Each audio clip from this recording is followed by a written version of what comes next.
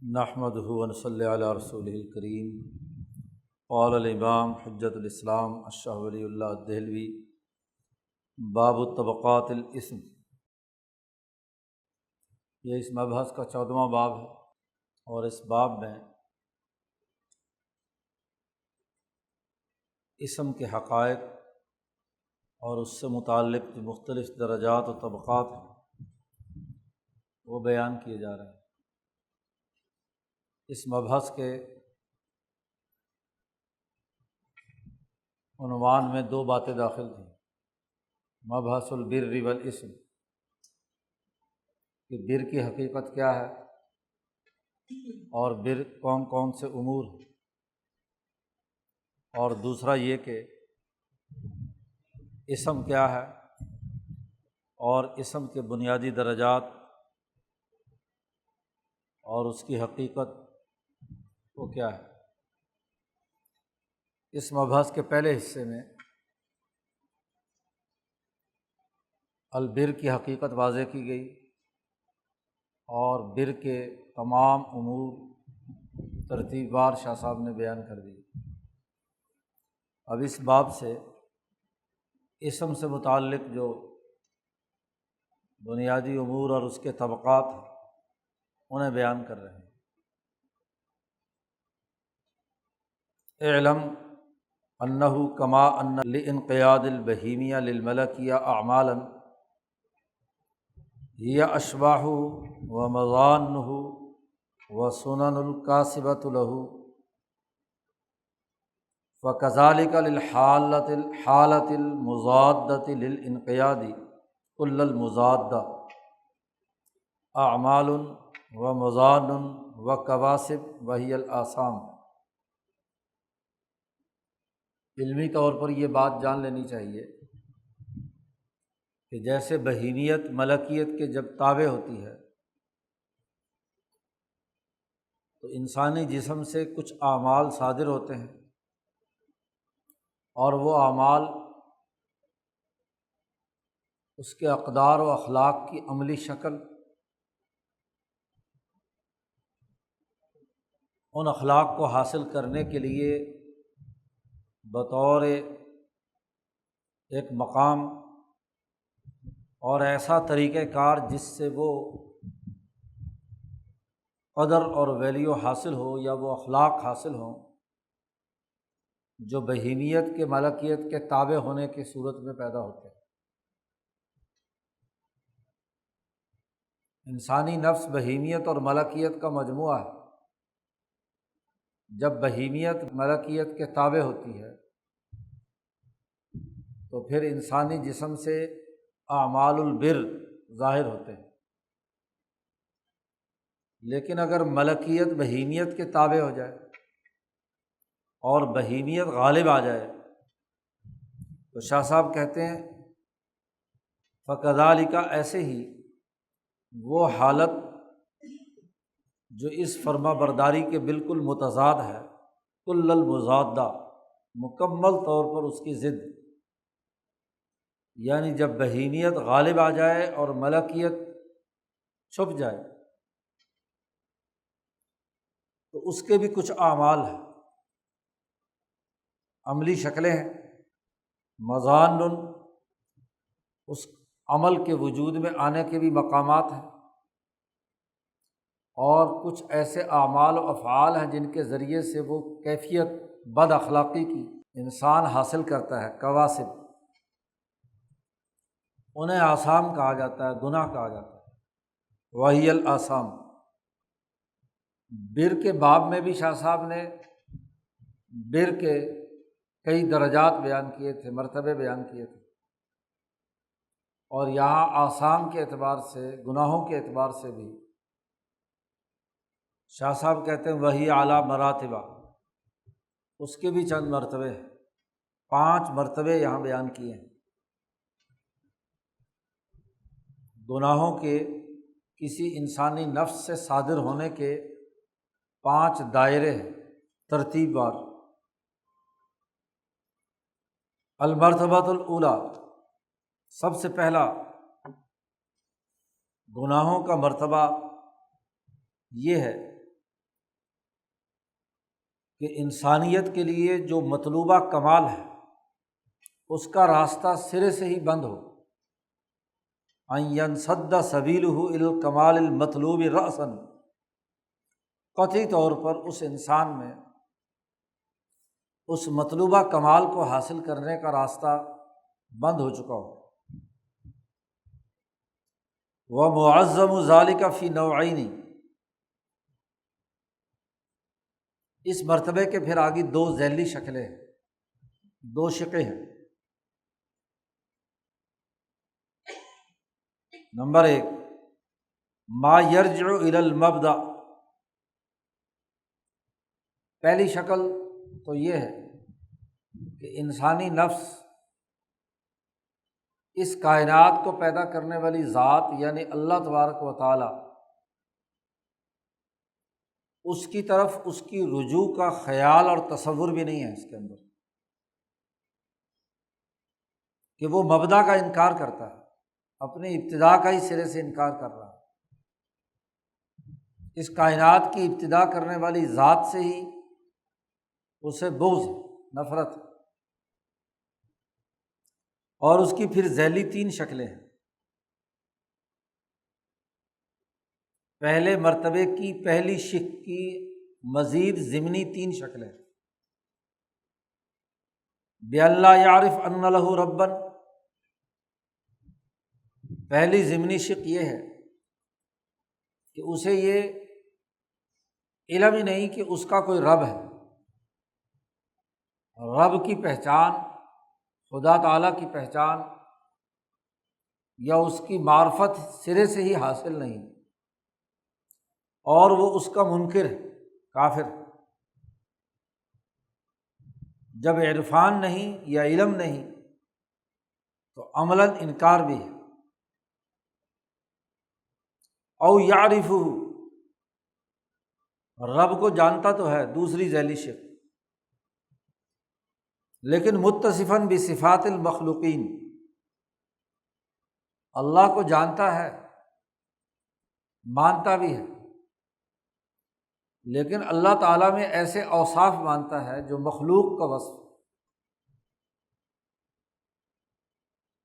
پیچھے شاہ صاحب بر کی بحث میں یہ وضاحت کر چکے ہیں کہ پہلی قسم کفر ہے اور دوسری قسم تشبیہ ہے، کہ وہ اللہ کو مشابہ سمجھتا ہے انسانوں کے، مخلوق کے۔ ان یعرف متصفا بصفات المخلوقین، مخلوق کی صفات سے متصف مانتا ہے۔ اور تیسری ذیلی شکل یہ ہے کہ او یعتقد، وہ یہ عقیدہ رکھتا ہے کسی مخلوق کے بارے میں کہ وہ اللہ کے ساتھ شریک ہے، من صفات اللہ، اللہ کی صفات میں سے کوئی نہ کوئی صفت کسی نہ کسی انسان میں، کسی پتھر میں، کسی قبر میں، کسی مخلوق میں پائی جاتی ہے، اسے شرک کہا جاتا ہے۔ تو ذات باری تعالیٰ کے حوالے سے جو سب سے پہلی قسم بڑے گناہوں میں سے ہے، اس کی ذیلی تین شکلیں ہیں، کفر، تشبیہ اور شرک۔ کفر میں تو سرے سے انکار ہے، پیدا کرنے والے ذات کا کوئی وجود ہی نہیں۔ باقی دو شکلوں میں وہ اللہ کو مانتا تو ہے، لیکن انسانوں کے مشابہ یا کسی انسان کو اس کا شریک ٹھہراتا ہے۔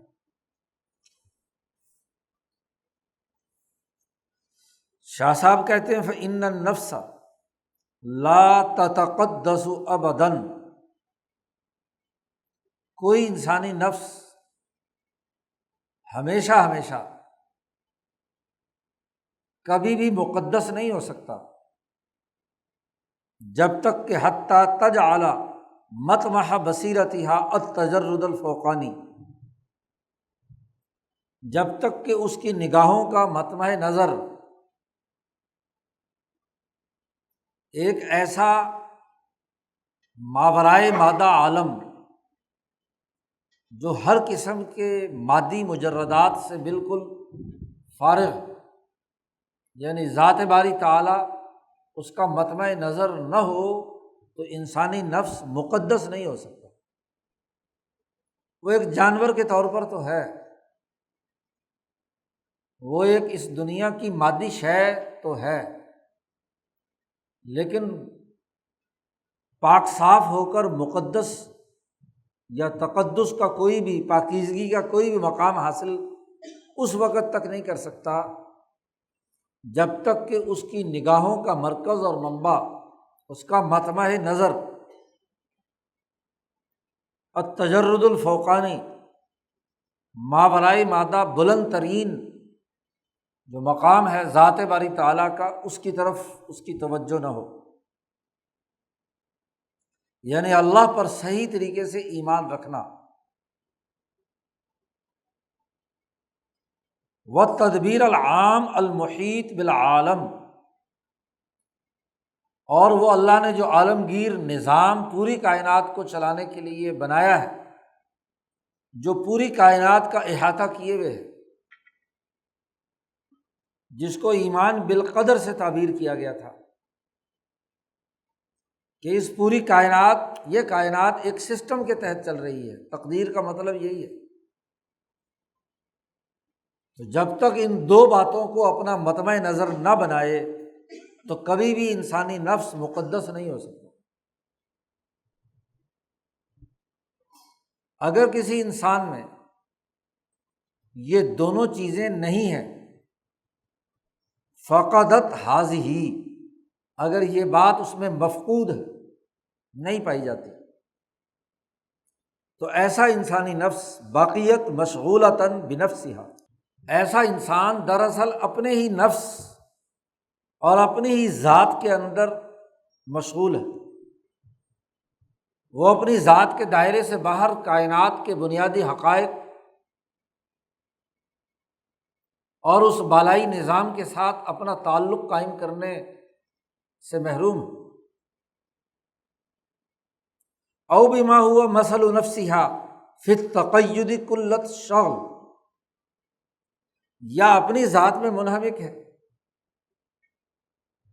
یا اپنی ذات سے باہر اپنی جیسی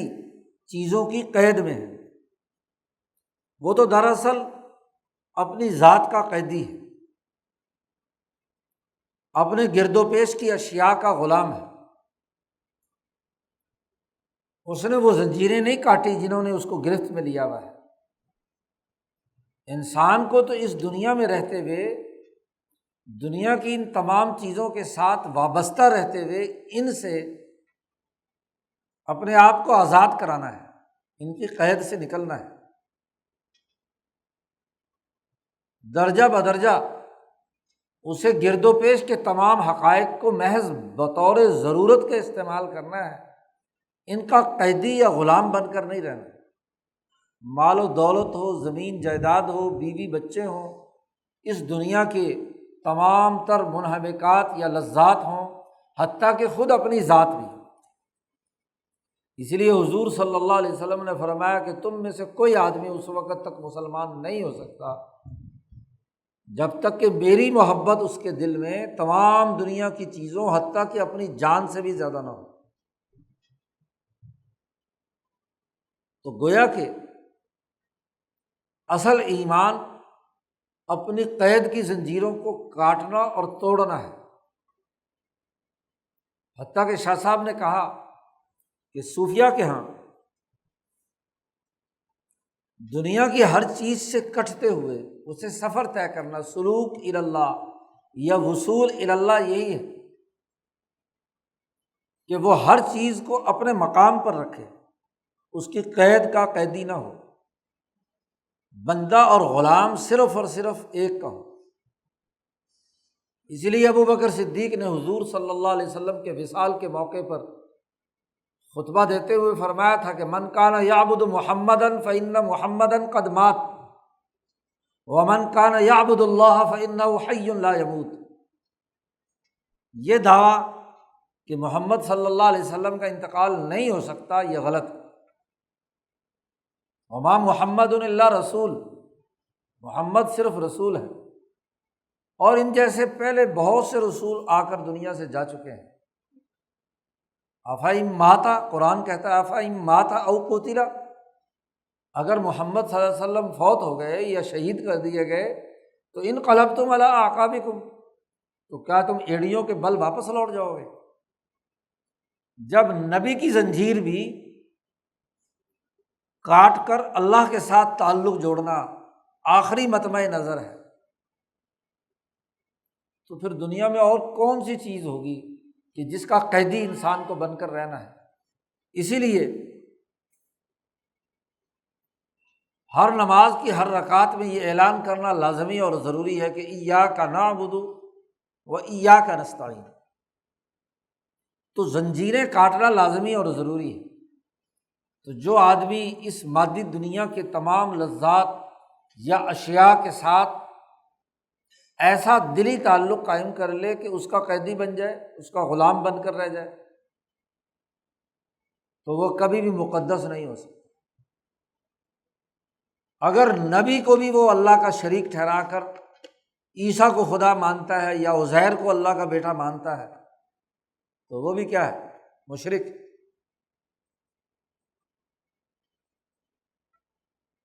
ایسا انسان لا یقدح حجابا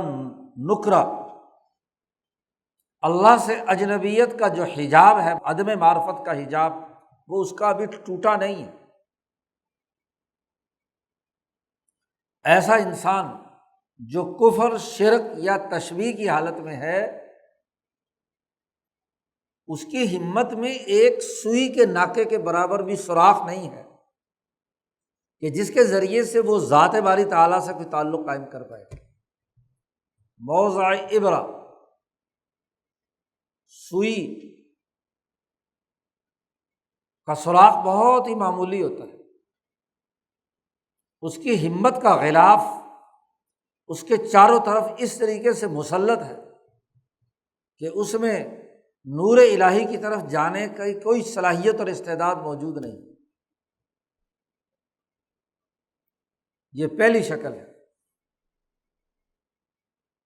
پہلے مرتبے کی، جس میں بہیمیت نے ملکیت کا ایسے احاطہ کیا ہوا ہے کہ اس بہیمیت میں کہیں بھی ایک سوئی کے ناکے کے برابر بھی سوراخ نہیں کہ جس سے ملکیت اپنا تعلق جہاں سے آئی ہے اس کے ساتھ قائم کر سکے۔ انہی لوگوں کے بارے میں اللہ نے کہا ختم اللہ علی قلوبہم وعلی سمعہم وعلی ابصارہم غشاوہ،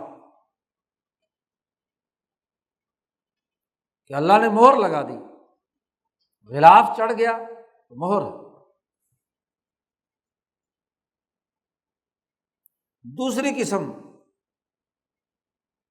وہ ہے کہ اللہ کو مانتا ہے، نہ مشرک ہے، نہ اس کے اندر تشبیہ ہے، نہ وہ کفر اختیار کر رہا ہے۔ اس کائنات یا دنیا کی حد تک کے نظام میں اللہ کو مانتا ہے، لیکن ان یعتقد ان لیس للنفس نشأۃ غیر النشأۃ الجسدیہ، وہ یہ اعتقاد رکھتا ہے کہ اس نفس انسانی کہ یہ جو جسمانی پیدائش اس دنیا میں ہے، دنیا میں یہ جو دنیا کا سارا نظام ہے یہ اللہ میاں چلا رہا ہے، اور اس دنیا کے نظام کے تحت ہی میرا جو جسمانی وجود ہے بس یہی کل کائنات ہے۔ جیسے ہی یہاں میں مر گیا تو دوبارہ مٹی میں مل جاؤں گا اور پھر دوبارہ کوئی سرکل چلتے چلے گا، آخرت کا کوئی تصور یا نئی کوئی زندگی اس کے بعد نہیں ہے۔ یعنی اس دنیا پر ہی اللہ کے اس نظام کا اینڈ مان لیا اس نے کہ جیسے ہی ایک آدمی مر گیا تو بس مٹی میں مل گیا، فنا ہو گیا، ختم ہو گیا، کچھ نہیں آگے۔ وہ یہ اعتقاد رکھتا ہے کہ انہ لیس لہا کمال آخر یجب علیہ طلبہ، کہ اس کے لیے اس دنیا کے کمال سے آگے موت کے بعد کسی اور کمال کو حاصل کرنا لازمی اور ضروری نہیں ہے، کوئی اور کمال ہے بھی نہیں اور اسے حاصل کرنا مجھ پر لازم بھی نہیں، گویا کہ وہ آخرت کا منکر ہے۔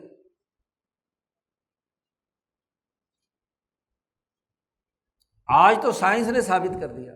کہ انسانی دماغ اس کائنات میں دنیا میں رہتے ہوئے 5-6%، اور زیادہ سے زیادہ ذہین آدمی آئنسٹائن ہے جس کا دماغ 8% کام کیا۔ یہ جو 92% دماغ نے کام نہیں کیا، اس کے کمالات کے حاصل کرنے کا کون سا مقام ہے اگر دنیا میں موت کے ساتھ ہی فنا کی گھاٹ پر جاتا ہے؟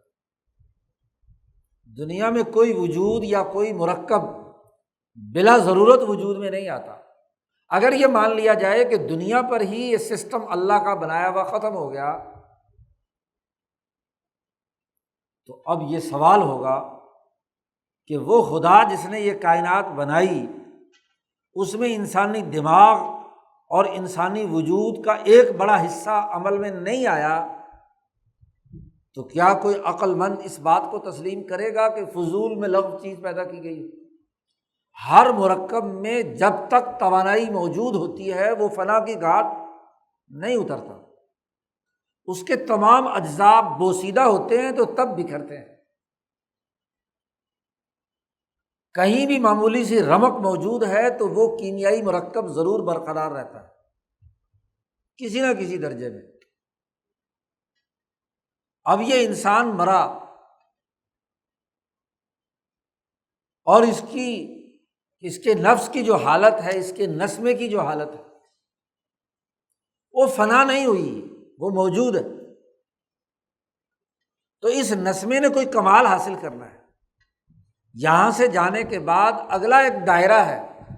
جہاں اسے کمال حاصل کرنا ہے۔ جیسے ماں کے پیٹ کے دائرے میں تھا تو اس دنیا میں آ کر اس نے اس جہان سے اگلے جہان میں کمالات حاصل کیے ہیں، تو موت کے بعد بھی اسے کمال حاصل کرنا ہے، تو کوئی آدمی اس کمال کا منکر ہو۔ فَإِذَا النَّفْسُ إِذَا أُزْمِرَتْ ذَلِكَ لَمْ يَطْمَحْ بَصْرُهَا إِلَى الْكَمَالِ أَصْلًا۔ جس انسانی نفس کے ضمیر میں یہ بات بیٹھ جائے تو کبھی بھی وہ اگلے کمال کے حصول کے لیے متوجہ نہیں ہوگا۔ حالانکہ آخرت یا نشأت ثانیہ، موت کے بعد اس کی نئی نشأت، نئی پیدائش، نیا مثالی وجود جو برزخ میں، اور برزخ کے بعد نیا اس کا روحانی وجود جو حشر میں سامنے آئے گا، وہاں بھی اسے کمالات حاصل کرنے ہیں، ترقیات کی منازل طے کرنی ہے۔ یہ اس دنیا کی محدود دائرے کے اندر ہی ختم نہیں ہو جائے گا۔ اگر یہ دنیا کے دائرے میں انسان بھی ختم ہو جائے تو جیسے دنیا کی باقی چیزیں فنا ہو جاتی ہیں، معدنیات، نباتات اور حیوانات فنا ہو کر مٹی میں مل جاتے ہیں، تو ان میں اور انسان میں کیا فرق ہے؟ کیا انسان ایک جانور ہے؟ کیا انسان ایک درخت ہے؟ کیا انسان محض ایک معدن ہے؟ نہیں۔ تو جب اشرف المخلوق ہے یہ، تو پھر کیا ان کی طرح محض دنیا کے ختم ہونے پر ہی ختم ہو جائے؟ نہیں، اس کی جو پیچیدہ اور متنوع زندگی ہے وہ اس کو دعوت دیتی ہے کہ اگلے مرحلے میں یہ ترقیات کے منازل طے کرے۔ اسی لیے دیکھیے کہ یہ انسان دنیا میں رہتے ہوئے ماورائے مادہ چیزوں کی کھوج میں رہتا ہے، خلا میں کمندیں ڈالنے کی کوشش کرتا ہے۔ آج بلیک ہول کی ایک تصویر اتار کر خوش ہے، بھائی اگر مادی دنیا محدود ہے تو اس کرۂ ارض پر کافی ہے، کیا ضرورت ہے اتنا بڑا جہاز بنا کر خلائی مشن پر لوگوں کو بھیجا جائے، چاند، سورج، ستاروں ان پر کمندیں ڈالی جائیں؟ تو کوئی نہ کوئی تو اس کے دماغ میں خواہش ہے کہ یہ ماورائے مادہ خلا کو نکالے، کھوجے، دیکھے، تفتیش کرے۔ جانور کے دماغ میں یہ کیڑا کیوں نہیں کلبلاتا؟ کسی درخت میں، کسی معدن میں کیوں نہیں؟ وہ تو دنیا میں فنا ہو جاتا، معاملہ ختم، لیکن یہ انسان ماورائے مادہ میں جھانکنے کے لیے کوشش کرتا ہے۔ مذاہب جتنے بھی ہیں ان کو دیکھ لو، ہر مذہب میں موت کے بعد کی زندگی کا ایک تصور موجود ہے۔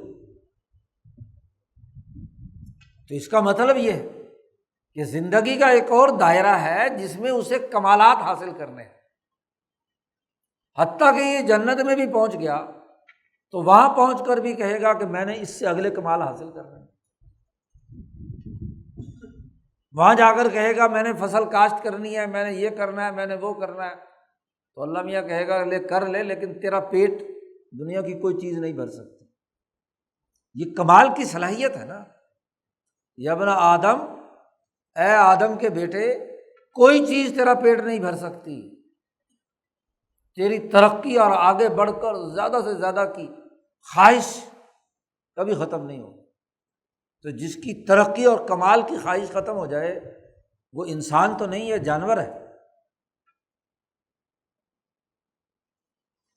اب شاہ صاحب کہتے ہیں کہ اصل بات تو موت کے بعد کے کمالات حاصل کرنے کا دائرہ تھا۔ عام آدمی اس فلسفی کو نہیں سمجھ سکتا، اس لیے اس کے لیے جو عنوان اختیار کیا گیا وہ یہ کہ تو اللہ سے ملاقات اور آخرت پر ایمان رکھ، بس۔ عام آدمی عقلاء سے ہٹ کر، ذہین آدمیوں سے ہٹ کر، جو عام آدمی ہے اس کو موت کے بعد کی زندگی کی فلسفی کمالات کے تناظر میں سمجھانا مشکل ہے، اس لیے اس کے لیے عنوان بنا دیا گیا کہ تو بس آخرت پر ایمان رکھ کے موت کے بعد ایک زندگی ماں مجھے کامیاب ہونا ہے، یا قرآن نے اس کے لیے لفظ استعمال کیا کہ تمہاری اللہ سے ملاقات ہوگی۔ تو یہ ملاقات کمال کی بنیاد پر ہے۔ شاہ صاحب کہتے ہیں وَلَمَّا كَانَ الْقَوْلُ بِإِثْبَاتِ كَمَالٍ غیر کمال الجسد، یہ بات کہ انسان کا اس جسم کے کمال کے علاوہ اس کے نفس اور اس کی روح اور نسمے کا بھی ایک اور کمال ہے، لا يتأتى من الجمہور، جمہور انسانوں کو یہ سمجھ میں نہیں آ سکتا، سوائے اس کے کہ جمہور انسان ایسی حالت کا تصور کریں جو اس موجودہ حالت سے مکمل طور پر مختلف ہو، کیونکہ اس دنیا میں رہتے ہوئے اس حالت حاضرہ میں یہ اس موت کے بعد کی حالت کا تصور پورے طور پر نہیں کر سکتا، اس کو یہی سمجھے گا کہ اس حالت سے کوئی ماورا الگ ایک حالت ہے۔ ولولا ذالک، اگر ایسا نہ ہوتا تو لتعارض الکمال المعقول والمحسوس، ایک عقلی کمال ہے اور ایک محسوس کمال ہے۔ دنیا میں ہم اپنے محسوسات یا احساسات سے کمال کا ادراک کرتے ہیں، آنکھوں سے، خوشبو سے،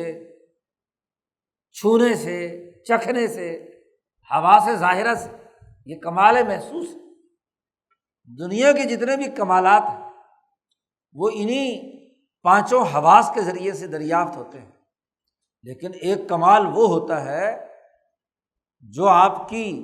عقل بتلا رہی ہوتی ہے، اور کمال عقلی ضروری نہیں کہ کمال محسوسی بھی ہو۔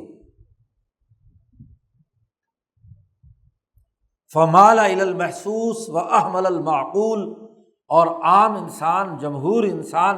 محسوسات کی طرف رجحان رکھتے ہیں، معقولات کی طرف توجہ نہیں دیتے۔ تو اس وجہ سے نصب لہ مظنۃ، تو اس حقیقت کو سمجھانے کے لیے جو علت یا جو عملی شکل بتلائی گئی وہ یہ تھی کہ تم ایمان رکھو اللہ سے ملاقات کا اور آخرت کے دن کا، بس۔ الایمان بلقاء اللہ تعالی والیوم الآخر، کہ موت کے بعد ایک زندگی آئے گی۔ اسی لیے جب یہ انسان مرنے کے بعد کے کمالات کو وہاں جا کر دیکھے گا تو پھر کف افسوس ملے گا کہ اس کمال کے حصول کے لیے جو زیادہ اعلیٰ اور ترقی یافتہ تھا، میں نے پہلے کوئی کوشش نہیں کی۔ جیسے کسی بچے کی ابتدائی میٹرک تک کی تعلیم کمزور ہوئی ہو، اور جب وہ ایف ایس سی اور اوپر کے درجات میں دوسرے ترقی یافتہ نوجوانوں کو دیکھتا ہے تو وہ کہتا ہے بڑا افسوس کہ میری بنیاد مضبوط نہیں۔ اگلا کمال پہلے والے کمال پر موقوف تھا اور وہ کمال حاصل نہیں کیا، وہاں بنیاد کمزور ہے، تو اگلا کمال کا پورا مزہ اور ذائقہ نہیں چکھ سکتا۔ تو چونکہ مرنے کے بعد کے کمالات ایسے ہیں جن کے بارے میں نبی اکرم صلی اللہ علیہ وسلم نے فرمایا کہ نہ کبھی آنکھوں نے دیکھا، نہ کانوں نے کبھی سنا، ما لا عین رأت ولا اذن سمعت ولا خطر علی قلب بشر، کسی بشر کے دل پر کبھی خیال بھی نہیں آیا اس کا۔ تو اس لیے اس کا عنوان آسان سا یہ بنا دیا۔ تو جو آدمی موت کے بعد کے ترقیات اور کمالات کا منکر ہے وہ بھلا انسان ہے؟ وہ تو محروم ہے، بہیمیت کے الجھاؤ میں الجھا ہوا ہے۔ اب اگلا سفر تو ملکیت نے کرنا ہے، اور اگر ملکیت کو یہاں قید کر کے رکھا تو اس کی پرواز کے پر تو کاٹ دیے، تو وہ اگلے درجے کے کمالات کیسے حاصل کرے گا؟ اس لیے قرآن نے کہا، قرآن کی آیت لائے، فالذین لا یؤمنون بالآخرہ، وہ لوگ جو آخرت پر ایمان نہیں رکھتے، قلوبہم منکرۃ، ان کے دل اجنبی بن جائیں گے، اور اصل میں وہم مستکبرون، وہ تکبر کے مرض میں مبتلا ہے۔ تکبر کہتے ہیں کہ کمال حاصل نہ ہو اور اپنے آپ کو کمال والا شامل شمار کرے، ایک صلاحیت اور استعداد آپ کو حاصل نہیں، لیکن مصنوعی طور پر کہتے ہیں کہ مجھے یہ حاصل ہے۔ علم نہیں، اپنے آپ کو عالم کہے، حکمران نہیں یا جعلی حکمران بنے، افسر نہیں یا جعلی افسر بنے،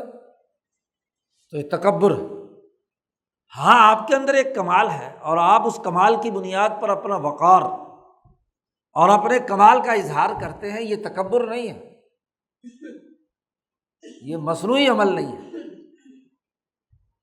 مصنوعی عمل تکبر ہے اور یہ جرم۔ وبالجملۃ خلاصہ یہ ہے کہ یہ جو پہلا مرتبہ ہے، فَإِذَا كَانَ الْإِنسَانُ فِي هَذِهِ الْمَرْتَبَةِ مِنَ الْإِثْمِ، گناہ کے اس مرتبے میں جو انسان تھا، فمات، اور وہ مر گیا۔ اب دنیا میں جو کچھ اس کی کل کائنات تھی وہ بہیمیت تھی، اور بہیمیت مرتے ہی ٹوٹ گئی، بکھر گئی، تو ترشح علیہ المنافرۃ من فوقہ کل المنافرہ، تو اگلے مرحلے میں داخل ہوتے ہی اس کی ملکیت، جس نے اس دنیا میں اگلے کمال کے لیے کوئی تیاری نہیں کی تھی، نقل لگا کر میٹرک پاس کر کے اوپر گیا تھا، اس کو جب ایف اے کا پرچہ دیا گیا تو پھر کیا حال ہوگا اس کا؟ کچھ سمجھ نہیں آئی۔ اب وہاں تو کوئی نقل لگوانے والا بھی نہیں ہے، تو پھر کیا ہوگا؟ شدید اجنبیت کی حالت میں ہوگا، نفرت کی حالت میں ہوگا، وہ پرچہ اس سے حل نہیں ہوگا۔ بحیث لا یجد سبیلا الی الخلاص ابدا، ایسے طریقے سے، ایسی حالت میں ہوگا کہ اس سے نکلنے کا کوئی راستہ نہیں۔ ابتدائی جو کچھ پڑھنا تھا وہ پڑھنے کا زمانہ ختم، اور جس زمانے میں داخل ہو چکا ہے اب اس زمانے میں وہ پہلا پڑھنا ممکن نہیں۔ تو ایسا آدمی ساری عمر جاہل رہتا ہے یا نہیں؟ جاہل کا جاہل رہتا ہے ابداً، ہمیشہ ہمیشہ۔ اس لیے کفر، شرک، تشبیہ یا آخرت کا منکر موت کے بعد ہمیشہ ہمیشہ کے لیے اسی اجنبیت، اسی زیادتی، ظلم، بد اخلاقی، جہالت اور سزاؤں کے اندر زندگی بسر کرے گا، کیونکہ جو بنیاد تھی وہ اس نے رکھی نہیں۔ ملکیت کے اندر جو صلاحیت پیدا کرنی تھی، استعداد پیدا کرنی تھی، وہ تو کی نہیں اس نے۔ پہلا درجہ۔ والمرتبۃ الثانیہ، اسم کا دوسرا مرتبہ یہ ہے کہ جو آدمی اللہ کو تو مانتا ہے، نہ شرک کر رہا ہے، نہ تشبیہ کر رہا ہے، آخرت کو بھی مانتا ہے، لیکن انبیاء اور رسول کو نہیں مانتا، منکر رسالت، رسول کو نہیں مانتا، کہتا بس اللہ ہے، اللہ پر ایمان رکھنا ہے۔ شاہ صاحب کہتے ہیں کہ ان یتکبر بکبرہ البہیمی علی ما نسبہ اللہ تعالی لوصول الناس الی کمالہم، انسان کے لیے کمال کے حاصل کرنے کا اللہ نے جو مرکز اور منبع مقرر کیا ہے،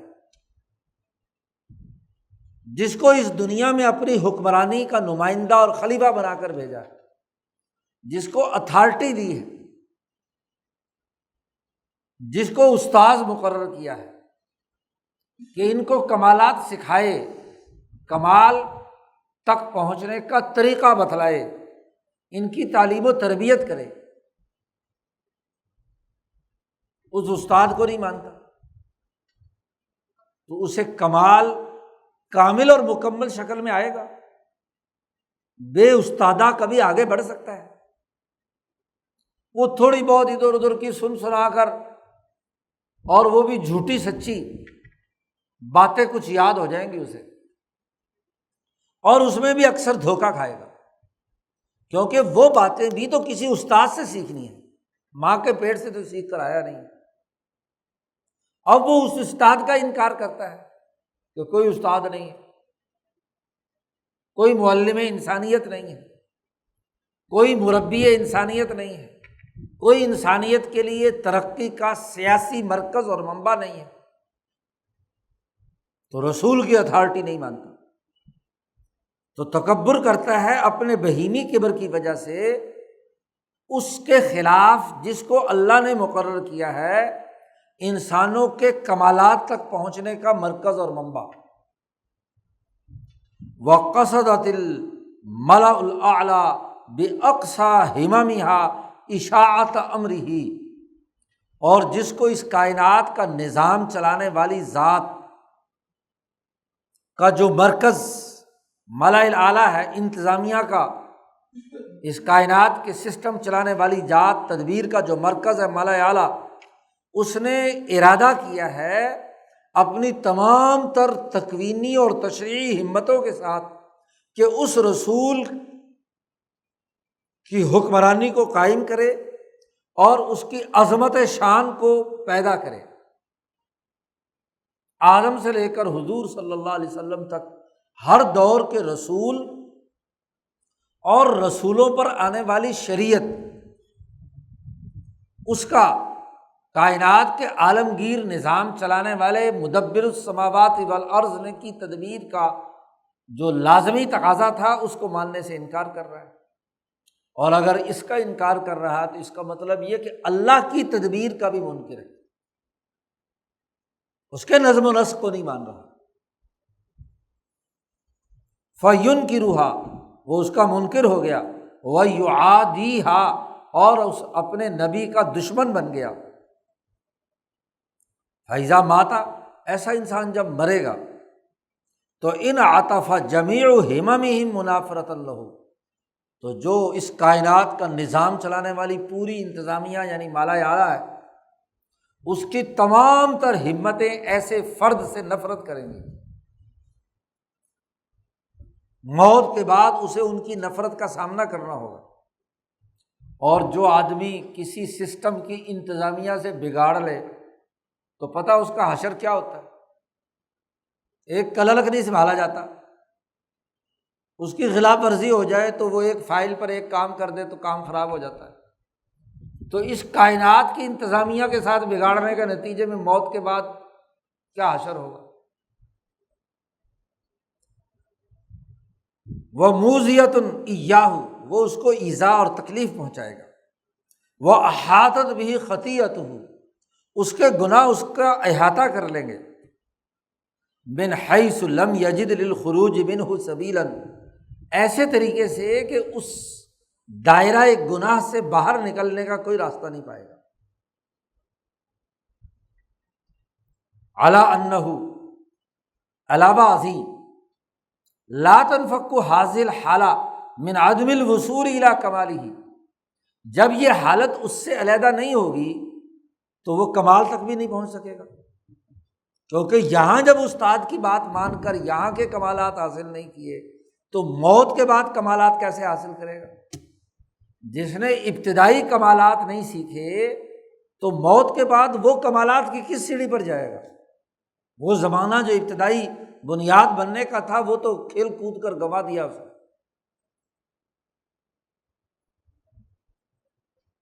اَوِ الْوُصُولِ الَّذِي لَا يَعْتَدُّ بِهِ، یا ایسے درجے میں کچھ کمال اس کو حاصل ہوگا کہ جس کا کوئی اہمیت نہیں ہوگی، اس کی کوئی حیثیت نہیں ہوگی۔ وَهَذِهِ الْمَرْتَبَہ، اس مرتبے کا جو گناہگار ہے وہ ایسا انسان ہے جو اپنے نبی کی ملت کے دائرے سے خارج ہو گیا، فی جمیع الشرائع، تمام شریعتوں کے دائرے سے خارج ہو گیا، کیونکہ جس وقت اللہ نے جسے خلیفہ اور نبی بنا کر بھیجا، رسول بنا کر بھیجا، اس کو نہیں مان رہا، اس کی شریعت کو نہیں مان رہا، اور اگر کسی اور شریعت کو مان بھی رہا ہے تو اس کی وہ شریعت اس وقت نافذ العمل نہیں ہے۔ آپ ایک ایسے حکمران کی حکومت کو مان رہے ہیں جسے گزرے ہوئے عرصہ ہو چکا، تو گزشتہ نبی کی کسی بھی شریعت کو کیوں نہ مانتا ہو، لیکن اپنے دور کے اپنے نبی کی شریعت کو نہیں مانتا تو اس کا مطلب سب کو نہیں مانتا، دائرے سے خارج ہو گیا۔ تو دوسرا درجہ وہ ہے کہ جو منکر رسالت ہے، اپنے دور کے نبی کو نہیں مانتا۔ والمرتبۃ الثالثہ، تیسرا مرتبہ گناہوں کا وہ ہے، اللہ کو بھی مانتا ہے، مشرک بھی نہیں ہے، تشبیہ بھی نہیں کر رہا، توحید کا بھی پکا قائل ہے، رسول اللہ کے صلی اللہ علیہ وسلم کی رسالت کو بھی مان رہا ہے، لیکن رسول نے جو شریعت، جو احکامات اور قوانین نجات حاصل کرنے اور کمال حاصل کرنے کے جو طریقے بتلائے ہیں، ان میں سے کسی ایک یا چند طریقوں کو نہیں مانتا، اس کو چھوڑے ہوئے۔ تیسرا درجہ وہ ہے کہ ہے تو مومن لیکن فاسق، احکامات کی خلاف ورزی کر رہا ہے، ڈسپلن توڑ رہا ہے۔ ترک ما ینجیہ، جس چیز میں نجات ہے اس کو چھوڑ رہا ہے، اور وفعل من عقد فی الذکر اللعن علی فاعلہ، اور ایسے کام کرتا ہے کہ جس کا ملأ اعلیٰ میں اس کے کرنے پر وہاں سے لعنت برستی ہے، اس کے کرنے والے پر ایسے کام کرتا ہے۔ من جہت کونہ مظنۃ غالبا، اور وہ اس لیے کہ ان کاموں کے کرنے سے زمین میں بڑا فساد پیدا ہوتا ہے، لفساد کبیر فی الارض، زمین میں بہت بڑا فساد پیدا ہوتا ہے، انسانی اجتماعیت ٹوٹتی ہے، وہیئۃ مضادۃ لتہذیب النفس، یا اجتماعیت ٹوٹتی ہے یا خود نفس انسانی غیر مہذب بنتا ہے، ایسے افعال کرتا ہے مومن لیکن فاسق۔ فاسق وہ ہے جو اجتماعی تقاضوں کو توڑتا ہے اور یا انسان کو مہذب بنانے والے قاعدوں اور ضابطوں کو توڑتا ہے۔ اس کی شاہ صاحب نے کہا درج ذیل 4 شکلیں، فمنہا، ان میں سے پہلی شکل یہ ہے کہ اللہ یفعل من الشرائع الکاسبۃ للانقیاد او المہیئۃ لہ ما یعتد بہ، وہ جو شریعت نے انسانی بہیمیت کو ملکیت کے تابع کرنے کے طریقے بتلائے ہیں وہ ان طریقوں پر عمل پیرا نہیں ہے، یا وہ طریقے جو اس کے اندر ایسی استعداد پیدا کرتے ہیں کہ اس کی ملکیت اس پر غالب آ جائے، اسے اختیار نہیں کرتا۔ اور اس کی وجہ کیا ہوتی ہے؟ یختلف باختلاف النفوس، یہ انسانی استعداد کے اختلاف کی وجہ سے اختلاف پایا جاتا ہے۔ جس کی طبیعت میں جتنی زیادہ بہیمیت غالب ہوگی اور ملکیت کمزور ہوگی، اتنے ہی اسی درجے کی اس میں اچھے اعمال اور افعال کرنے کی ضد پائی جائے گی۔ الا ان المنغمس فی الہیئات البہیمیۃ الضعیفہ احوج الناس الی اکثارها، وہ انسانی نفوس جو ضعیف بہیمیت کے اندر کی حالات میں غوطہ زن ہوں، وہ انسانوں میں سب سے زیادہ محتاج ہوتے ہیں کہ وہ نیکی کے اعمال کی کثرت کریں تاکہ وہ جو غلط عادتیں اور غلط حالتیں ہیں وہ ختم ہوں۔ اور وہ قومیں جن کی بہیمیت بڑی شدید اور غلیظ طاقتور ہو، وہ زیادہ محتاج ہوتے ہیں اس بات کے کہ ان کو مشقتوں میں مبتلا کیا جائے۔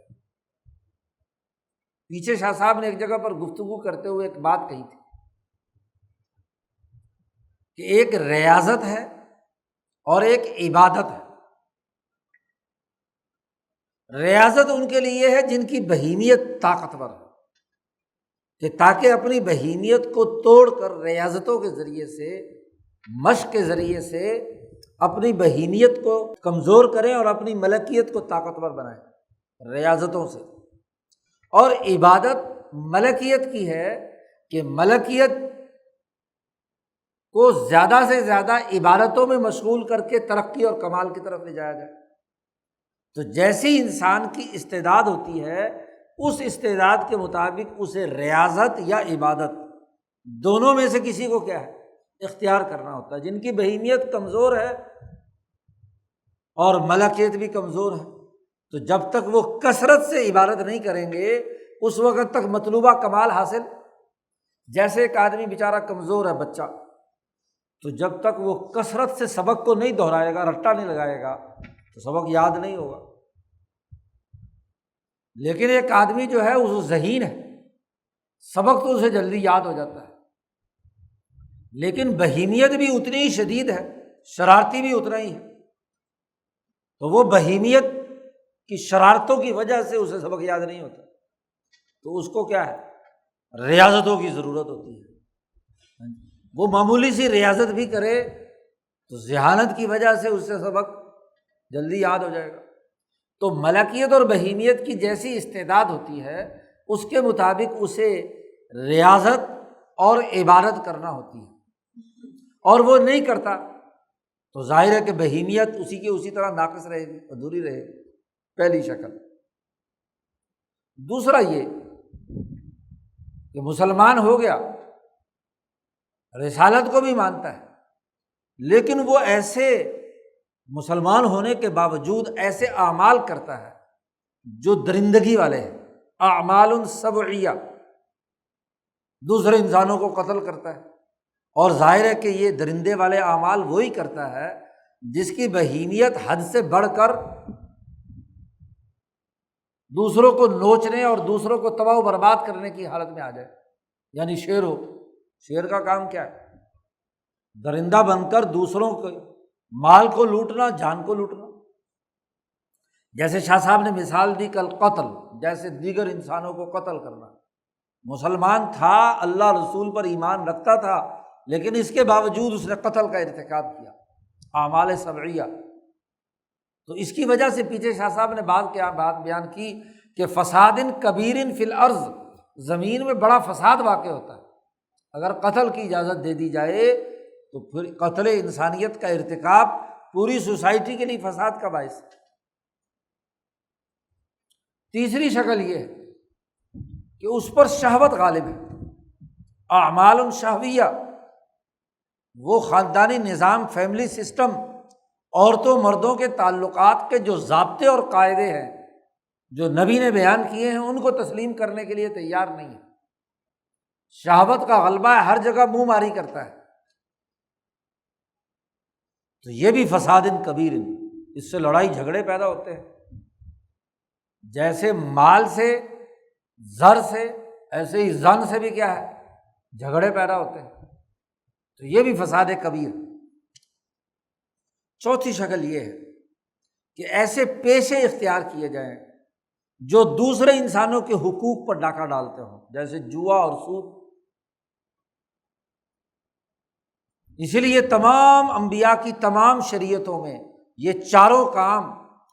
کسی بھی مومن کے لیے جائز قرار نہیں دیے گئے۔ مالی بدعنوانی، جس سے لوگوں کا مال ختم ہو، سرمایہ پرستی پیدا ہو،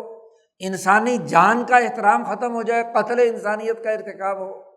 انسانوں پر زنا کی تہمت اور شہوات کا غلبہ ہو جائے، جنسی خواہشات کا حد سے بڑا ہوا ہونا،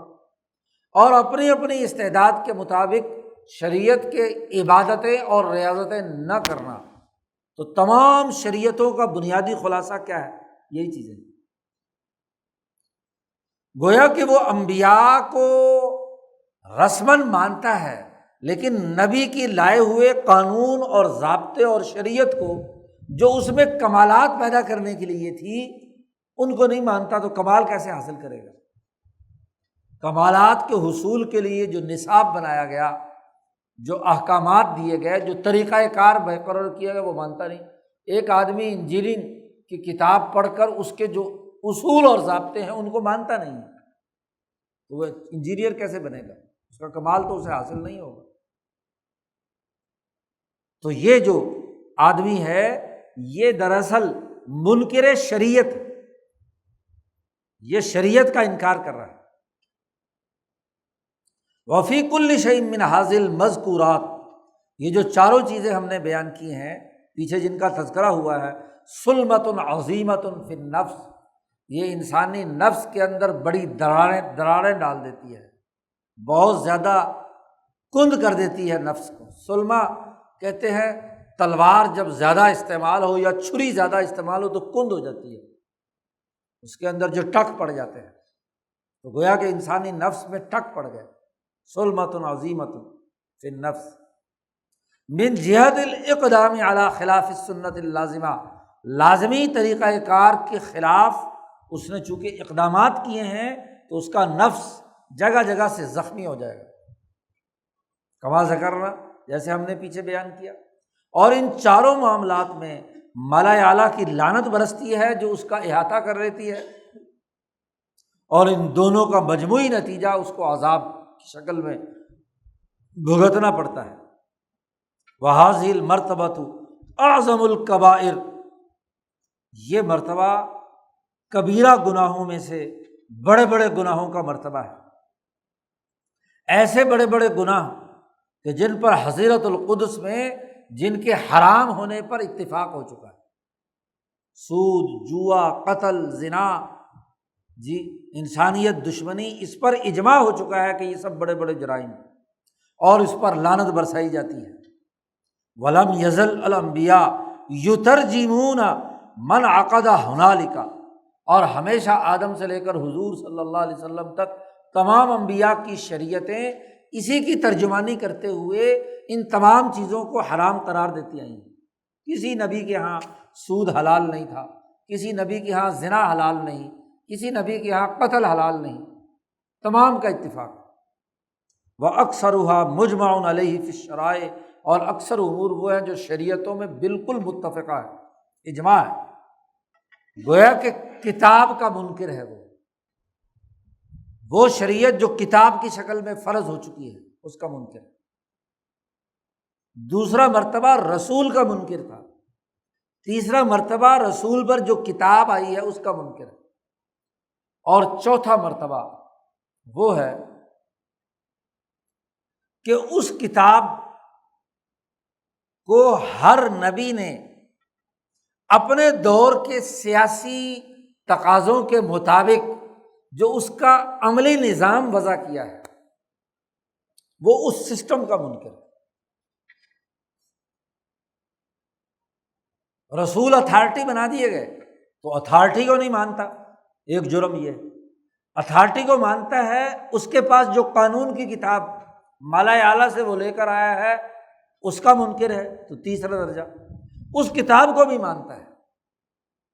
قرآن کو مانتا ہے، لیکن قرآن کی روشنی میں نبی نے جو عملی نظام قائم کر کے دکھایا، سیاسی نظام، معاشی نظام، عبادات کا نظام، اب کتاب میں تو صرف اتنا تھا اقیموا الصلاۃ، نبی نے اس کا پورا ایک نظام دیا کہ نماز کیا ہے، کیسے پڑھنی ہے، کیا طریقہ کار ہے، کن اوقات میں مثلاً پڑھنی ہے، تو یہ اس کی سیاست ہے، اس کو نہیں مانتا۔ جیسے کہ آج کل نام نہاد قرآن ماننے والے، اہل قرآن اپنے آپ کو کہنے والے، یعنی حدیث اور اس عملی سسٹم کا منکر ہے جو نبی نے قائم کیا۔ معصیت الشرائع والمناہج المختلفہ باختلاف الامم والاعصار، زمانہ بدلنے یا قوموں اور امتوں کے بدلنے کے نتیجے میں جو ہر دور کا نبی اپنے دور میں جو منہج یعنی سسٹم بناتا ہے، شریعت بناتا ہے، اس کے نافرمان کر رہا ہے۔ وذالک ان اللہ تعالیٰ، اور اس کی وجہ یہ کہ اللہ تعالیٰ نے جب کسی کو نبی بنا کر کسی قوم کی طرف بھیجا، لیخرجہم من الظلمات الی النور، کہ وہ ان کو ظلمتوں اور اندھیروں سے نکال کر روشنی کی طرف لائے، ولیقیم عوجہم، اور وہ نبی اس لیے بھیجا جاتا ہے تاکہ ان کی کجی کو درست کرے۔ اور تیسری بات شاہ صاحب نے بیان کی نبی کیوں بھیجا جاتا ہے، ولیسوسہم احسن السیاسہ،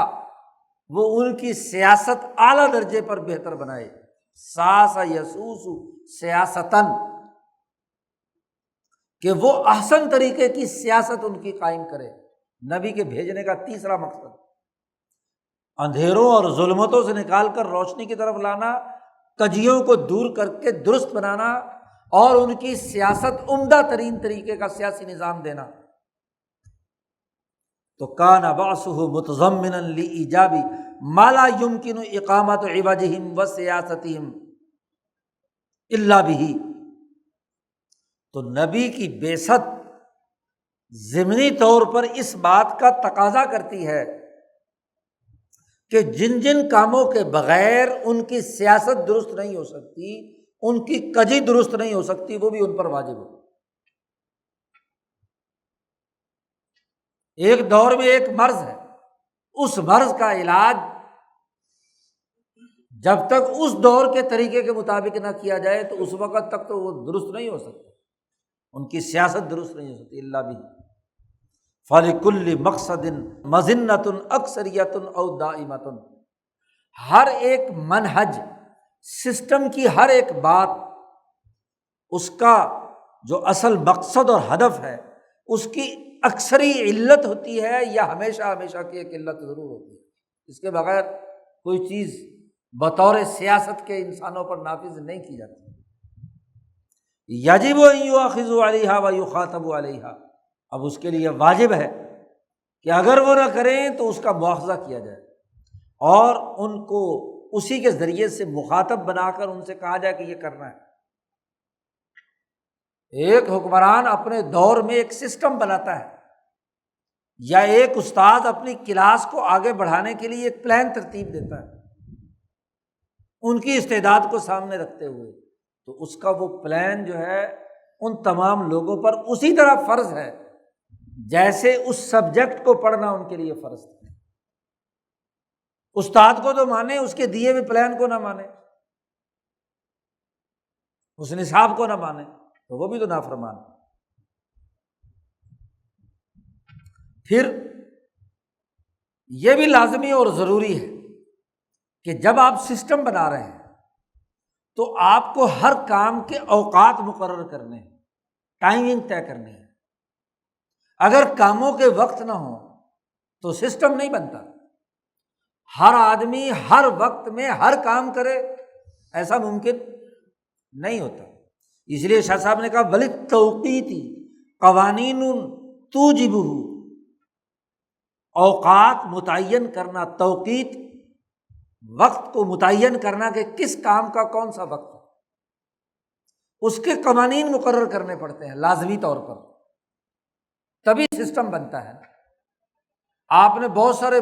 5-6 سبجیکٹ پڑھنے ہیں تو شیڈول بنانا پڑے گا نا، کہ اتنے بجے سے اتنے بجے تک یہ کلاس ہوگی، اتنے بجے سے اتنے بجے تک یہ کلاس ہوگی، اور یہ استاد پڑھائے گا۔ اگر ایسے اوقات مقرر نہ ہوں تو اگر ایک استاد ایک وقت کہتا ہے میرا تو جی کہتا ہے یہ پڑھانے کو، دوسرا کہتا ہے میرا اسی وقت جی کرتا ہے یہ پڑھانے کو، تو پھر آپس میں جھگڑیں گے نا، تو علم کیسے حاصل ہوگا؟ تو اوقات مقرر کرنا بغیر سیاست کے نہیں ہو سکتا، جیسا کہ آگے مبحث آ رہا ہے، 6واں مبحث سیاست ملیہ، وہاں سیاسیات کے بحث میں شاہ صاحب نے اوقات، مقدار، تعداد، یہ تمام سیاست کے امور ہیں۔ تو توقیت قوانین کی لازمی اور ضروری ہے۔ ورب امر یکون داعیۃ الی مفسدہ او مصلحہ، بسا اوقات کوئی حکم ایسا آ جاتا ہے، معاملہ ایسا درپیش ہوتا ہے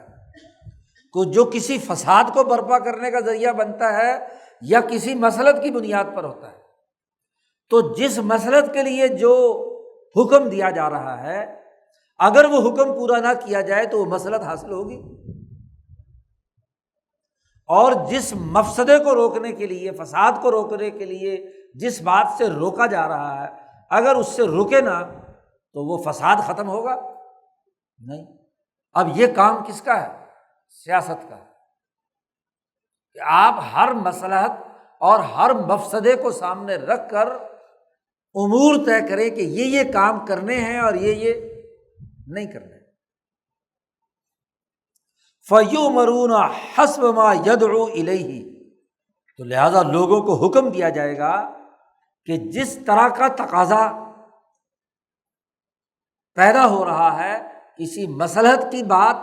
ہے، اس کی دعوت ضروری ہے تو ایک طرح کا حکم دیا جائے گا، اور اگر کسی مفسدے کو روکنا ہے تو دوسری طرح کا حکم دیا جائے گا۔ وَمِن ذَلِكَ، اسی ضابطے کے تحت ہی ہر سیاسی نظام میں کچھ مامور ہوتے ہیں اور کچھ منہی عنہ ہوتے ہیں، حتمی طور پر، کہ بس یہ کرو، مامور یہ کرنا ہے آپ کو، اور یہ مت کرو۔ لوگوں پر نہیں چھوڑا جا سکتا کہ لوگوں کو کہا جائے کہ جو چاہے جس وقت مرضی کر لو۔ سیاسی طور پر یہ بہت بڑی خرابی ہے کہ آپ کوئی حتمی اور قطعی حکم جاری کیے بغیر لوگوں سے کہیں کہ جی اپنی مرضی سے کر لو، تو پھر کوئی ادھر جا رہا ہوگا، کوئی ادھر جا رہا ہوگا، اجتماعیت تو قائم نہیں ہوگی، کلاس تو نہیں بنے گی، جو مقصود ہے وہ تو حاصل نہیں ہوگا۔ وَمِنْهُ مَا هُوَ مَأْمُورٌ أَوْ مَنْهِيٌ عَنْهُ مِنْ غَيْرِ عَزْمٍ، لیکن سیاست میں آپ کو یہ بھی دیکھنا پڑتا ہے کہ کچھ ایسے مامور اور منہی عنہ ہوتے ہیں جو حتمی اور قطعی تو نہیں ہوتے، کر لیے جائیں تو بہت فائدہ ہے، نہ کریں تو اتنا بڑا نقصان نہیں ہوتا، مستحبات میں سے، اچھائی میں سے، کیونکہ قانون کا شکنجہ مکمل کس دیا جائے تو تب بھی تربیت نہیں ہوتی، کہیں نہ کہیں قوانین کے پہلو ایسے آتے ہیں جہاں لچک رکھنی پڑتی ہے۔ من غیر عزم، اور شاہ صاحب کہتے ہیں کہ جو حتمی مامور اور منہی عنہ ہے اس کا کم سے کم حصہ وہ ہے جو وحی الہی سے ظاہر ہوا ہے، یعنی اللہ نے جن چیزوں کو کرنے کا حتمی حکم دیا ہے وہ بہت تھوڑی مقدار ہے۔ وَأَكْثَرُهُ، اور اکثر امور ایسے ہیں جو نبی کا اجتہاد ہے، نبی نے دیکھا کہ اس قوم کی تعلیم و تربیت اس کے بغیر ممکن نہیں، تو انہوں نے اپنے اجتہاد سے اس کو کرنے یا نہ کرنے کا حکم دیا، تو وہ زیادہ سے زیادہ مسنون اعمال ہوں گے، ان کا ایک درجہ ہوگا۔ یہ مرتبہ چوتھا مرتبہ تھا کہ وہ نبی کی قائم کردہ سیاسی نظام کو نہیں مانتا، اسم کا چوتھا درجہ، ایک پانچواں درجہ بھی۔ اور یہ شاہ صاحب نے بڑی ایک یونیک بات کی ہے۔ عام طور پر جتنے بھی فقہا ہیں وہ یہ 4 گناہ ہی بتاتے رہے ہیں: اللہ کا منکر، آخرت کا منکر، رسول کا منکر، شریعت کا منکر، یا زیادہ سے زیادہ سیاست کا منکر۔ 5واں ایک اور دائرہ ہے، یہ شاہ صاحب نے اخذ کیا ہے احادیث کے گہرے مطالعے سے۔ ایک چیز نہ اللہ نے واجب کی، نہ رسول نے واجب کی، نہ شریعت میں واجب ہوئی، نہ سیاستاً واجب ہوئی، تو پھر کہاں سے آ گئی؟ کسی انسان نے خود اپنے اوپر کوئی چیز مان لی، یہ بھی گناہ ہے۔ مثلاً ایک آدمی نے اپنے اوپر کوئی چیز نظر مان لی، نظر اللہ تعالیٰ نے فرض کی، آپ نے خود اپنے اوپر کیا ہے پلنٹی ڈالی ہے۔ آپ جب اس کی خلاف ورزی کریں گے، اللہ کی قسم اٹھا کر آپ نے ایک نظر مان لی، تو اب اگرچہ اللہ کی طرف سے نہیں ہے، آپ نے ایک ذمہ داری از خود اپنے اوپر اٹھائی ہے، تو اب آپ کو یہ پوری کرنی ہے، اور اگر نہیں کریں گے تو کیا ہے؟ گناہ گار ہے۔ اس کی بہت سی شکلیں ہیں۔ شاہ صاحب نے ان تمام شکلوں کو اس 5ویں مرتبے میں شامل کر لیا، اور بہت سے سینکڑوں سوالوں کے جوابات دے دیے جس پر علماء اور بڑے بڑے لوگ پریشان ہیں۔ شاہ صاحب نے کہا 5واں مرتبہ وہ ہے کہ ما لم ینص علیہ الشارع، شارع یعنی اللہ اور اس کے رسول نے اس پر کوئی حکم جاری نہیں فرمایا، ملائے اعلیٰ میں بھی اس کو وہ حکم منعقد نہیں ہوا، اس حکم کا کوئی حکم، لیکن توجہ عبد الی اللہ بمجامع ہمتہ، خود بندہ اپنی تمام تر ہمتوں کو جمع کر کے اللہ کی طرف متوجہ ہوتا ہے۔ فاعتراہ شیء یظنہ ممنوعا عنہ، پھر اس کو خیال آتا ہے کسی چیز کے بارے میں کہ وہ یہ گمان کرتا ہے کہ یہ مجھے کام نہیں کرنا چاہیے، ہے حلال، لیکن اس حلال کو اپنے اوپر وہ حرام کرنا چاہتا ہے جب وہ اللہ کی طرف متوجہ ہو رہا ہے، یا وہ یہ گمان کرتا ہے کہ مجھے اللہ نے حکم دیا ہے گویا کہ ماموراً بھی، کسی قیاس کی وجہ سے یا کسی کتاب اور سنت کے کسی حتمی حکم سے آپ نے اخذ و استنباط کیا ہے، قانون ایک اخذ کیا ہے آپ نے، ذیلی اور ضمنی، ونا بھی ذالک، تو آپ نے اس چیز کو اپنے اوپر لازم کر لیا۔ شاہ صاحب آگے چل کر کہہ رہے ہیں کہ جیسے مثلاً آپ نے لازم کر لیا کہ آپ حنفی امام ابو حنیفہ کی پیروی کریں گے، ان کے تمام تر استنباطات مانیں گے، دوسرے نے کہا میں امام شافعی کی بات مانوں گا، تیسرے نے کہا میں امام مالک کی بات مانوں گا، حالانکہ قرآن میں اور حدیث میں اللہ اور اس کے رسول نے کہیں نہیں کہا امام مالک کو مانو یا امام ابو حنیفہ کو مانو، لیکن آپ نے از خود یہ محسوس کیا کہ ان کے استنباطات اور ان کے اجتہادات ایسے ہیں کہ ان سے مجھے کام کرنے میں سہولت مل رہی ہے۔ جیسے تعلیم حاصل کرنے کے لیے مختلف اسکول آف تھاٹ ہوتے ہیں یا پروسیجر ہوتے ہیں، تعلیم حاصل کرنے کا Cambridge school system, Oxford school system مثلا، یا اللہ تک پہنچنے کے لیے نقش بندیہ، سہروردیہ، قادریہ، مختلف طریقے، اور آپ یہ سمجھتے ہیں کہ ان میں سے کسی ایک طریقے سے مجھے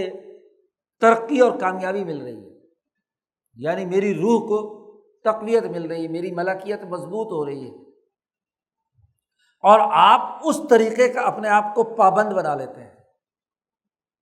اور جب طریقے کا پابند بنا لیا یا اس سلسلے میں آپ نے حلف اٹھا لیا، بیعت کر لی، تو اب یہ شریعت میں تو کوئی لازمی نہیں تھا، نہ اللہ نے کہا، نہ رسول نے کہا، نہ کتاب نے کہا، آپ نے اپنی سہولت کی خاطر اس ایک مشرب، مسلک یا اسکول سسٹم کو اختیار کر لیا، تو اب آپ کو کیا کرنا ہے؟ اس کے جتنے بھی طریقے اور قاعدے ہیں سارے آپ کو اپنے اوپر لاگو کرنے ہوں گے۔ یہ نہیں ہے کہ آپ اسکول میں تو پڑھ رہے ہو، مثلاً آکسفورڈ اسکول سسٹم میں پڑھ رہے ہو اور لاگو کر رہے ہو قاعدے کیمبرج کے، ادھر سے بھی آسان آسان لے لیا، ادھر سے بھی آسان آسان لے لیا، تو جہاں کوئی ڈنڈا پڑنے کی بات آئی وہاں اس کو چھوڑ دیا، تو تربیت نہیں ہوگی، تعلیم حاصل نہیں ہوگی، تلفیق ہو جائے گی۔ کیونکہ ایک طریقہ کار کے مطابق چلنے سے انسان ترقی حاصل کرتا ہے، اس کو چھوڑنے سے کیا ہے، تربیت نہیں ہوگی۔ اب 4 استادوں کے پاس پڑھ رہا ہو، ایک سے بھی آسان آسان سی بات لے لی، دوسرے سے بھی لے لیتی، جس نے کسی نے سختی کی اسے چھوڑ کر بھاگ کر دوسرے کی جا کر پناہ لے لی، تو اس کی تربیت کیا ہوگی؟ تربیت میں تو دونوں چیزیں ہیں نا۔ ہر جگہ سے آدمی حلوہ کھا لے اور وہاں کی کڑوی چیزیں چھوڑ دے تو پھر کیا ہوگا؟ تربیت حاصل نہیں ہوگی۔ تو آپ نے اپنی سہولت کے لیے جو ایک طریقہ کار اختیار کر لیا، لازمی کر لیا، تو اب آپ کو اس پورے سلسلے کے تمام چیزوں کو قبول کرنا ہوگا، یہ نہیں کہ آدھی بات مانو اور آدھی چھوڑ دو۔ شاہ صاحب نے اس کی ایک مثال دی، کما یظہر للعوامی، عام فہم مثال دی، جیسا کہ عوام کا معاملہ ہوتا ہے کہ بسا اوقات وہ دوائیاں خود ہی کھاتے رہتے ہیں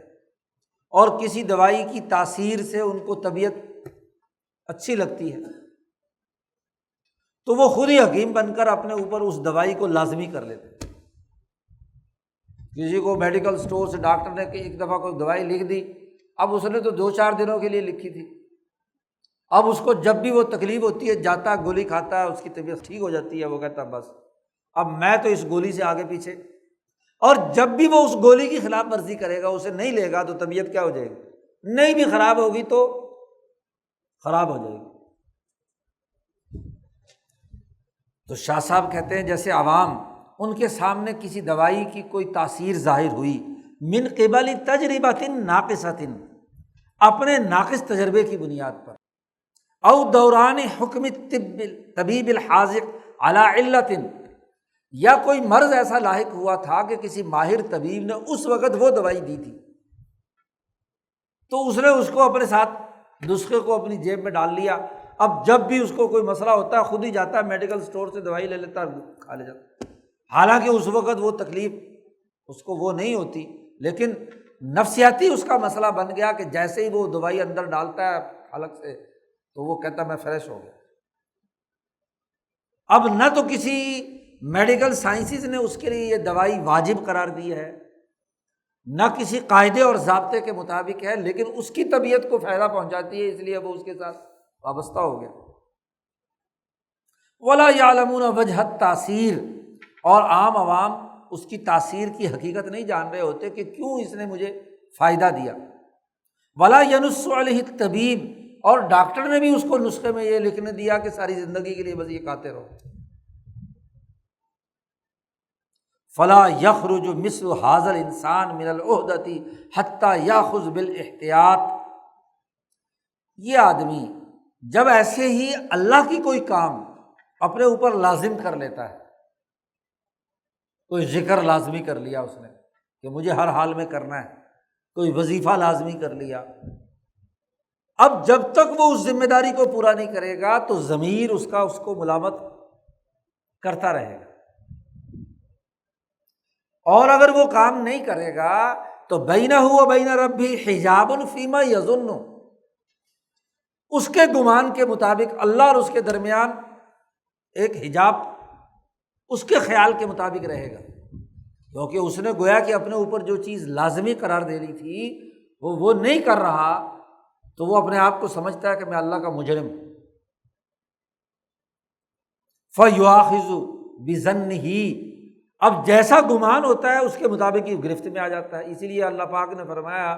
کہ میں بندے کو اس کے گمان کے مطابق بدلہ دیتا ہوں۔ انا عند ظن عبدی بی، وہ اگر اپنے گمان میں سمجھتا ہے کہ اللہ مجھ سے ناراض ہے تو ٹھیک ہے، اور اگر وہ یہ سمجھتا ہے کہ اللہ میاں راضی ہے تو میں اس کی رضا کے مطابق اس کے ساتھ معاملہ کرتا ہوں۔ اسی لیے فقہاء اور محققین نے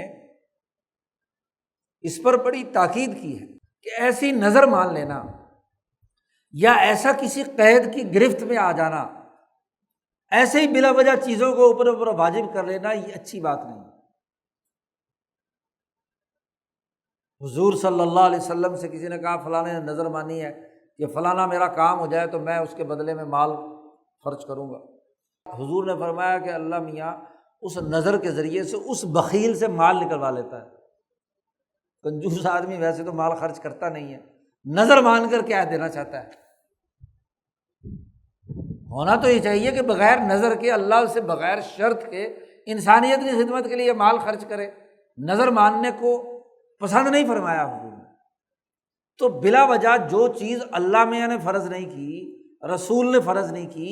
کسی کتاب میں فرض نہیں ہے، اس کو بلا وجہ اپنے اوپر مسلط کر لینا یہ کمزور ذہنیت کی علامت ہے۔ لیکن اگر کر لیا تو پھر اب اپنے گمان کے مطابق وہ جزا و سزا کے معاملے سے ضرور گزرتا ہے۔ وَأَصْلُ الْمَرْضِيُّ فِي هَذِهِ الْمَرْتَبَةِ،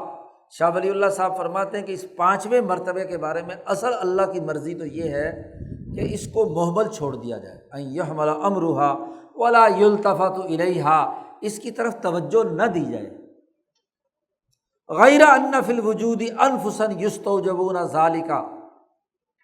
سوائے اس کے کہ انسان کے وجود میں ایسا نفس موجود ہے جو از خود ان چیزوں کو اپنے اوپر واجب کر لیتا ہے۔ فَيُوَفِّرُ عَلَيْهِمُ الْجَوَّادُ مَا اسْتَوْجَبُوهُ، جب لوگ اپنے اوپر کسی چیز کو واجب کر لیتے ہیں تو جواد کریم یعنی اللہ میاں بھی کیا ہے، اس کو مؤثر بنا دیتا ہے۔ اور اسی کے بارے میں اللہ پاک نے کہا ہے انا عند ظن عبدی بی، کہ میں بندے کے ساتھ معاملہ اس کے گمان کے مطابق کرتا ہوں۔ تو جو اعلیٰ ترین جن کی ملکیت بلند ہے وہ ایسی چیزوں کو اپنے اوپر لازم نہیں کرتے۔ موقع مل گیا تو کر لیا، نہیں کیا تو نہیں صحیح، ہاں جی۔ لیکن جو اپنے اوپر اس طرح لازم کر لیں کہ اس کو گناہ اور ثواب سمجھنے لگ جائیں، تو یہ کرنا عام عوام کی طبیعت کا معاملہ ہوتا ہے۔ تو ٹھیک ہے، اگر وہ کریں تو گمان کے مطابق ان کو جزا و سزا ہوگی۔ اور اسی کو قرآن پاک نے بھی کہا ہے کہ عیسائیوں پر ہم نے رہبانیت فرض نہیں کی تھی، رہبانیت نبتدعوہا ما کتبناہا علیہم، یہ رہبانیت انہوں نے خود گھڑی تھی، ہم نے ان پر فرض نہیں کیا تھا۔ اور اپنے اوپر انہوں نے کیوں فرض کی تھی؟ ابتغاء رضوان اللہ، اللہ کی رضا کی خاطر، اور اس کی بھی انہوں نے رعایت نہیں رکھی۔ خود رہبانیت کے جو شرائط اور لازمی قواعد اپنے لیے بنائے تھے اس کی پابندی بھی نہیں کی۔ اور اسی لیے نبی اکرم صلی اللہ علیہ وسلم نے فرمایا لا تشددوا علی انفسکم، اپنے اوپر کچھ چیزوں کو لازمی فرض بنا کر تشدد مت اختیار کرو، سختی مت کرو۔ اگر تم سختی کرو گے تو فیشدد اللہ علیکم، اللہ بھی تم پر سختی کرے گا، اللہ بھی تم پر تشدد کرے گا۔ تو جو چیز اللہ اور اس کے رسول نے فرض نہیں کی اس کو اسی طرح چھوڑ دینا چاہیے، بلا وجہ اس کو اپنے اوپر مسلط نہیں کر لینا چاہیے۔ ہاں، ایک خاص وقت کی تربیت کے لیے جیسے اسکول میں آپ پڑھتے ہیں تو وہاں کے قاعدے اور ضابطوں کی پابندی کرنی پڑتی ہے، تو جب آپ ڈگری حاصل کر چکے ہیں، اب آزاد ہیں، اب اس کو ہر وقت پابندی کو اپنے دماغ پر مسلط رکھنا۔ اسی لیے جب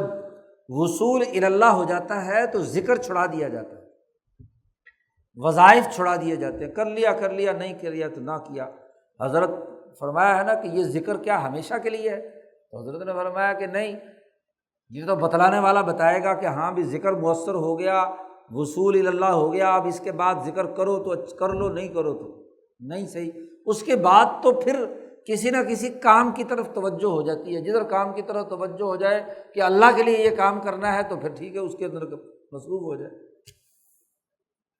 ایسے حضور نے فرمایا کہ گناہ وہ ہے جو تیرے سینے میں کھٹکے،